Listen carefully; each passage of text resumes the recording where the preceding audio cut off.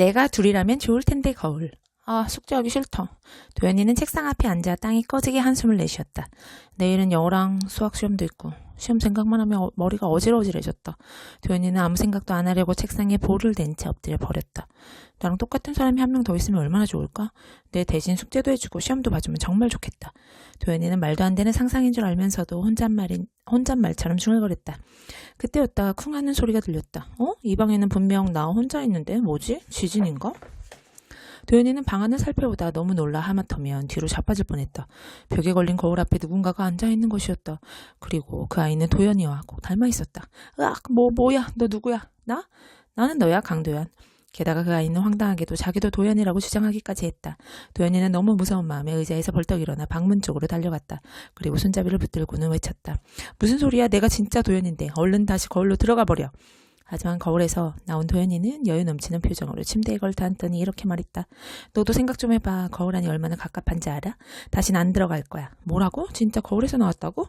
저 거울 이렇게 이상한 거울이었을 줄이야. 사실 엊그제 도연이는 방에서 새총을 가지고 놀다 거울을 깨뜨렸다. 혼자 장난치다 거울을 깨뜨린 게 이번 달에만 벌써 2번째. 엄마는 화가 잔뜩 나셔서 이제 새 거울을 못 사준다고 하시더니 정말로 아파트 단지에 버려진 낡은 거울을 주워와 도연이 방에 걸어주셨다. 도연이는 머릿속이 복잡해졌다. 잠깐만, 설마 지금 내 소원이 이루어진 건가? 그치만 쟤는 내 말을 전혀 안 듣잖아. 그럼 내가 2명이라도 아무 소용이 없는데. 그때 거울 도연이가 자기 생각을 읽기라도 한 것처럼 말했다. 너 웃긴다 정말. 넌 평소에 말도 안 듣고 선생님 말씀도 안 듣잖아. 스스로한테 한 말이라고 그건 듣겠어? 듣고 보니 틀린 말은 아니네. 아, 머리 아파. 무슨 좋은 방법이 없을까? 한참 동안 고민한 끝에 도연이 옆으로 다가갔다. 그리고는 조심스레 말을 꺼냈다. 그럼 이렇게 하자. 거울 도연이는 무슨 말을 할지 궁금하다는 듯이 도연이를 빤히 쳐다보았다. 너보고 이제 거울로 돌아가라고 안 할게. 그러니까 앞으로 나랑 반반씩 해. 뭐든지. 거울 도연이가 의아하다는 듯이 도연이에게 되물었다.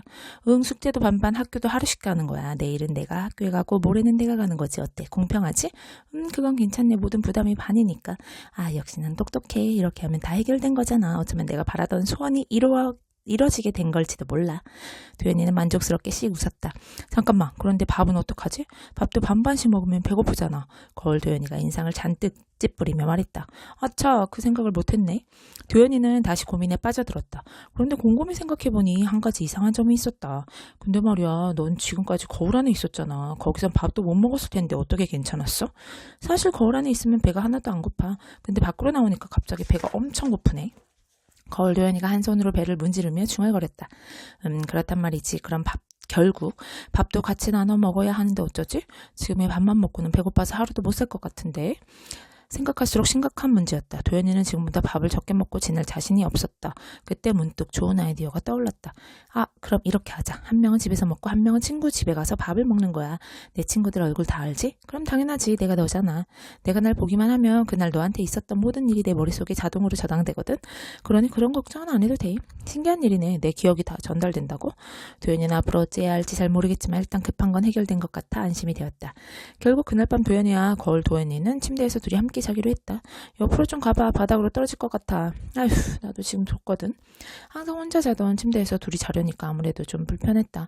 둘은 밤새 뒤척이다 김밥 속에 있는 단무지와 게맛살처럼 꼭 붙은 채로 잠이 들었다.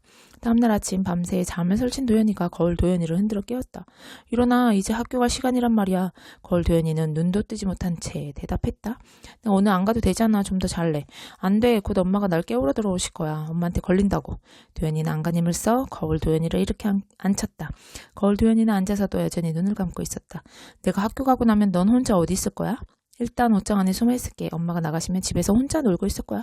그래, 알았어. 도연이는 재빨리 거울 도연이를 옷장 안으로 숨기고 다시 자는 척 침대에 누웠다.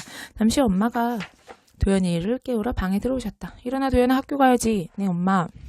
도연이는 이제 막 잠에서 깬 것처럼 기지개를 켜며 하품을 했다. 다행히 엄마는 거울 도연이에 대해 전혀 눈치채지 못하신 것 같았다. 오늘 아침은 커다란 주먹밥이었다. 도연이는 잘 되었다고 생각하고는 식탁에 앉자마자 주먹밥 2개를 꿀꺽 해치워버렸다. 주먹밥 안에는 햄도 들어있어서 완전 꿀맛이었다. 엄마, 이거 하나만 더 챙겨갈게요. 학교에서도 먹으려고요. 으이구, 먹는 욕심은. 공부 욕심도 그렇게 많으면 얼마나 좋을까. 다행히 엄마는 말은 그렇게 하시면서도 주먹밥 한 개를 랩으로 싸주셨다. 도연이는 주먹밥을 집어들고 얼른 방으로 들어왔다. 그리고 옷장문을 열어 거울 도연이에게 주먹밥을 건넸다. 야, 거울이 이거 먹어. 애기 겨우 하나뿐이야? 거울 도연이는 울상이 되어 입술을 쭉 내밀었다. 하긴 나랑 똑같다면 두 개를 먹어도 배가 안 부르겠군. 도연이는 아차 싶었지만 거울 도연이를 달래듯 말했다. 오늘 아침은 어쩔 수 없어. 조금만 참아봐. 주먹밥을 2개 싸달라고 했다간 엄마가 이상하게 생각하실 게 분명했다. 거울이도 도연이 생각을 읽고는 체념한 듯 주먹밥을 들고 옷장 안으로 다시 숨었다. 도연이는 이제 정말 학교에 가려고 가방을 둘러매고는 습관대로 벽에 거울 앞에 섰다 깜짝 놀라서고 말았다. 거울에는 도연이의 모습이 전혀 비추지 않았다. 아, 거울이가 밖으로 나와서 그렇구나. 결국 도연이는 화장실로 가 거울을 보고 학교를 갈 수밖에 없었다. 학교에 가서도 문제였다. 도연이는 마음 한구석이 계속 불편했다.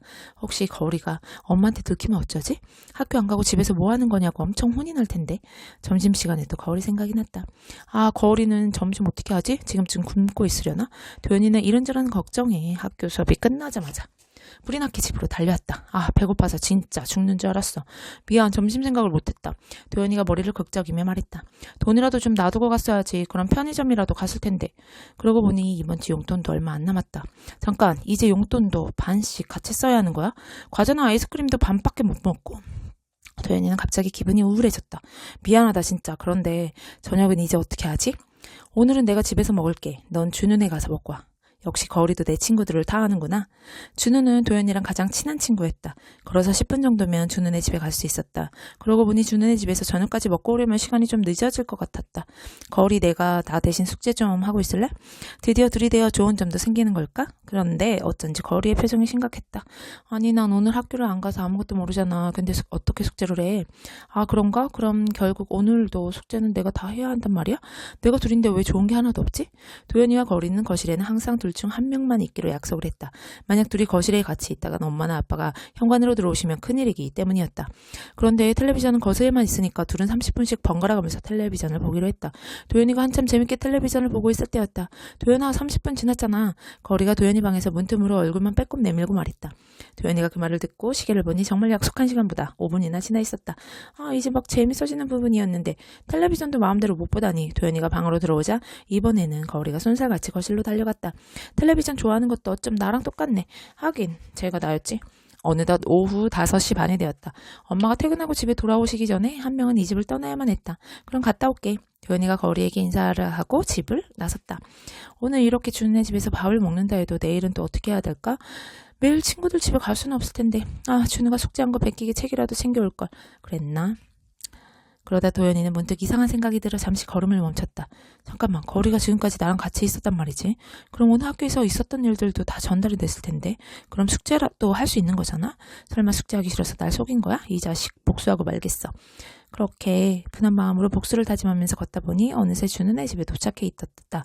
오늘 부모님이 두 분 다 회사에서 야근이 있으셔서요. 도연이는 준우의 엄마에게 대충 거짓말로 둘러댔다. 그렇구나. 그럼 우리 집에서 저녁 먹고 가렴. 오늘 준우 아빠는 늦으셔서 도연이는 준우 엄마, 준우와 함께 셋이서 저녁을 먹기 시작했다. 오늘의 메뉴는 돈가스였다. 튀김옷이 아주 바삭바삭한 게 너무 맛있었다.